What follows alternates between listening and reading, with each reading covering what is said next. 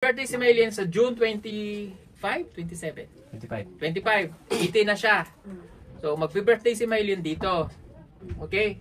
So, ang isang birthday niya doon sa Manila with family at saka yung family namin at saka yung mga klase niya. Dito, magbi-birthday siya, pamilya nyo, pero i-advance natin, possible May 9 mangyari. Kasi ano po, may pasok na. Kasi bumalik na yung Balik na sa dati. sa dati yung ating school opening.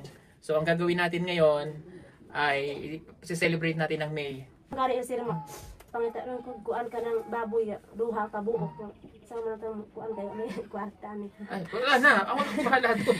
Puro de. Huwag na kayo mamaya kung saan pa kayo mangita ng baboy ramo dyan. Huwag na kami nang bahala doon. Simple lang naman yung birthday dito, yung sa tribo po nila. So, at least makita nila, ma-celebrate ang birthday ni May kasi 18 na. Wow! Ganito pala ang plano sa 18th birthday ni Maylin, bongga. Excited na ang lahat. Hello mga kababayan, Elma's Vlog, ay bumabati ng isang mapagpalang araw, saang sulok man kayo ng mundo naroon naway nasa mabuti kayong kalagayan. Sa upload ni Pugong Be a Hero, nakausap niya ang mga magulang ni Maylin, tungkol sa plano ng kanyang 18th birthday sa next year.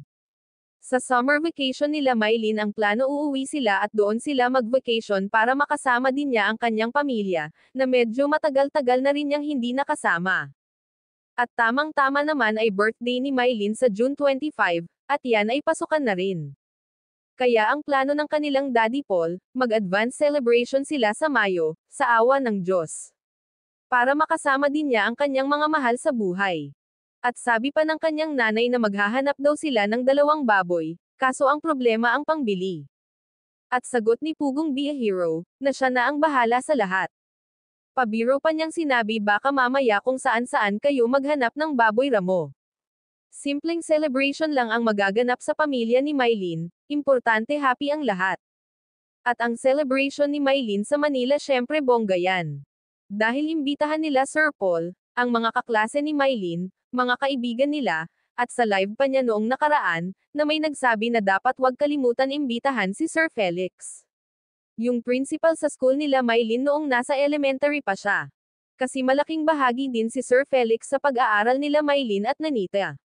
Sa school na yun kung saan doon din nagtuturo sa teacher Nida. At sabi ni Pugong Be a Hero, syempre imbitahan daw nila.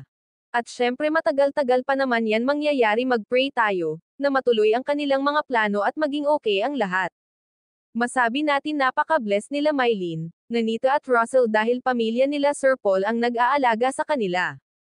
At hindi lang sila ang bless, lahat ng Pugong Be a Hero scholar basta matutong sumunod sa mga roles nila, tiyak may magandang kinabukasan ang marating nila. Ma-full video sa channel ni Pugong Be a Hero, please watch, like, subscribe and don't skip ads, ganun na rin sa aking munting channel Elma's Vlog, please support, maraming salamat mga kababayan.